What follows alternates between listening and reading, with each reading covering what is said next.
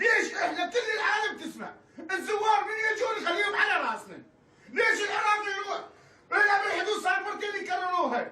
الغضب العراقي الشعبي على تعرض امرأة خمسينية للضرب على يد ضابط إيراني في مطار مشهد كان أكبر من أن يتم تجاهله، فسارعت إيران لتقديم اعتذار رسمي للسيدة عبر معاون قنصلها في النجف. أيضا تحدثت وسائل إعلام عراقية عن توقيف السلطات الإيرانية للضابط الذي قام بالواقعة. في منزل السيدة العراقية حول نائب محافظ النجف قضية التعدي عليها إلى مجرد حادث عابر.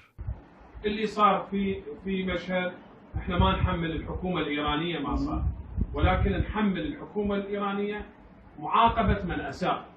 لكن الوقائع السابقة لا تشير لحادث اعتداء عابر، ولكن اعتداءات ممنهجة من السلطات الإيرانية وقعت وتقع في منفذ الشلمجة الحدودي في البصرة ضد المسافرين العراقيين، وحادثة أخرى للاعتداء والطرد بحق زوار عراقيين في ضريح الرضا في مدينة مشهد.